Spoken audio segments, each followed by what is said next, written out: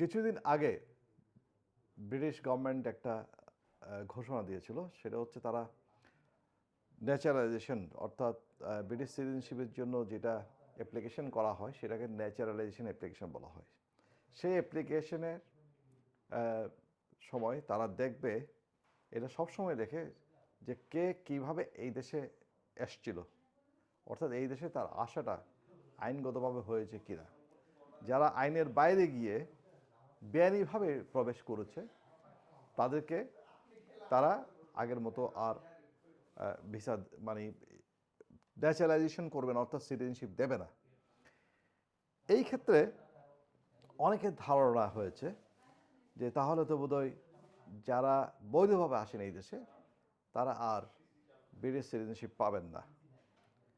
আমি দীর্ঘদিন ধরে ইমিগ্রেশন আইনে, ন্যাশনালিটি আইনে প্র্যাকটিস করছি এবং এ সম্পর্কে আমার অভিজ্ঞতার আলোকে এবং যেহেতু এটা নিয়ে আমি পড়াশোনা করেছি, সেখানে একটা বিষয় আছে, আমি বলতে পারি যে সেক্রেটারি অফ স্টেটের ডিসক্রেশন রয়েছে এই পলিসিতেই। কিন্তু ব্রিটিশ গভর্নমেন্ট বলেছে যে সব কিছু কেস টু কেস বেসিস দেখবে, এক একটা কেসের এক একটা অ্যাপ্লিকেশন এক একটা বৈশিষ্ট্য থাকে, সেই বৈশিষ্ট্যের ভিত্তিতে সিদ্ধান্ত নেওয়া হবে যে কেউ যদি বৈধভাবেও আসে তারপরেও তাকে দেওয়া হবে কিনা।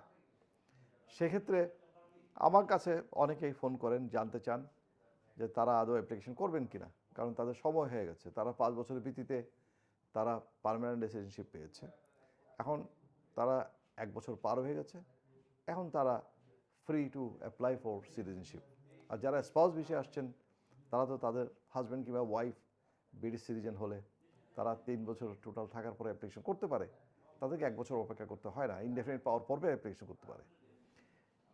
কিন্তু প্রবলেমটা হচ্ছে ওদের যারা বিভিন্নভাবে অ্যাসাইলাম সিক করে এখানে রয়েছেন, বিশেষ করে কিংবা অন্য মানবাধিকার ভিত্তিতে অথবা হিউম্যানিটেরিয়ান প্রোটেকশন যেটা বলা হয়, মানবিক কারণে যাদেরকে এখানে থাকতে দেওয়া হয়, তাদের মধ্যে অনেকে আছেন যারা হয়তো কোনো একটা অন্য আরেকজনের ডকুমেন্ট নিয়ে চলে আসছেন, অন্য নাম নিয়ে চলে আসছেন, কিংবা অবৈধ পথে চলে আসছেন, অনেকে জীবন বাঁচাতেও চলে আসছেন। তাই এখন ইউরোপ যে রিফিউজি যে কনভেনশন আছে সেটা তো বলা হয়েছে কিন্তু যে যাদেরকে রিফিউজি স্ট্যাটাস দেওয়া হবে বিভিন্ন দেশে, অ্যাসাইলাম দেওয়া হবে, তাদেরকে সেই সব দেশগুলিতে ইন্টিগ্রেট করার, অর্থাৎ সেই সব দেশে এস্টাবলিশ হওয়ার সামাজিকভাবে এবং সাংস্কৃতিকভাবে, সেখানে অর্থনৈতিকভাবেও সুযোগ দিতে হবে। এটা করা না হলে সেটা বৈষম্য হবে। এটা একটা অবশ্যই আইনি বিষয় যে আমরা দেখতে হবে ভবিষ্যতে এটাকে নিয়ে আমরা কোনো কেস নিয়ে চ্যালেঞ্জ করতে পারি কি না। অবশ্যই সেক্ষেত্রে একটা চান্স আছে। আদারওয়াইজ প্রত্যেকটা কেস যাদের এই ধরনের সমস্যা আছে, আমি তাদেরকে বলবো যে আপনারা তারপরও ভালো লয়ার থেকে অ্যাডভাইস নিয়ে আপনারা চিন্তা করতে পারেন অ্যাপ্লিকেশন করার জন্য। আপনার রিস্কটা কী হবে, আপনারকে যে লিভ টু রিমেন দেওয়া হয়েছে, যে থাকার অনুমতি দেওয়া হয়েছে, সেটা তো নষ্ট হবে না। আপনার যে পার্মানেন্ট রেসিডেন্সিপ, আপনার কোনো কিছুই আপনার ব্যাঘাত হবে না, আপনি যে বেনিফিটটা পাচ্ছেন সেটাও ঠিক থাকছে, শুধুমাত্র সিটিজেনশিপ দেবে না। সিটিজেনশিপ আজকে না দিল আপনার কালকে দেবে, একবার অ্যাপ্লিকেশন করা হলো দিবে না, সেকেন্ড টাইম হয়তো রিকনসিডারেশন যেটা বলা হয়, রিভিউ, সেটা তো হতে পারে, সেটা না হলেও ফ্রেশ অ্যাপ্লিকেশন করতে পারেন।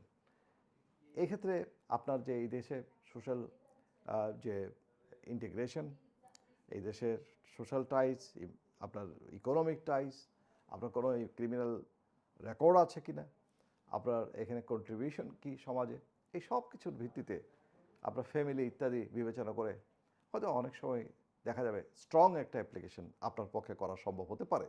কাজেই একেবারেই হতাশ হওয়ার মতো কোনো অবস্থা আমি দেখছি না যে আপনি ওই কথা বলে দিল যারা বৈধভাবে আসেননি তাই বলেই, অথবা বৈধভাবে আসার কোনো প্রমাণ নেই তাই বলে তার সিটিজেনশিপ হবেই না, কথাটা আমি দ্বিমত পোষণ করি।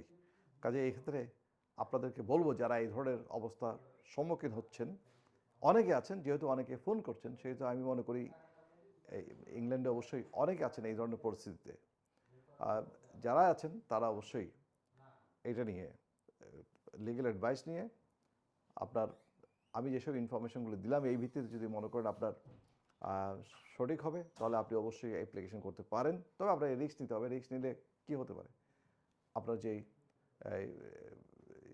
অ্যাপ্লিকেশন যে ফিটা সেটা হয়তো আপনাকে ফেরত দেওয়া হবে না, কিছু সামান্য একটা ফেরত দেওয়া হয়, কিন্তু তারপরেও আপনি তো বুঝতে পারছেন আপনার অবস্থানটা কি, পরবর্তী অ্যাপ্লিকেশন করবেন কিনা, পরবর্তী অ্যাপ্লিকেশন করলে কোন জায়গাটা গ্যাপ ছিল সেটা ফিল আপ করার জন্য। তো আমার এই বক্তব্যের মাধ্যমে আপনাদের যদি কোনো উপকারে আসে তাহলে আমার এই সময় দেওয়াটুকু অবশ্যই কাজে লাগবে। ধন্যবাদ।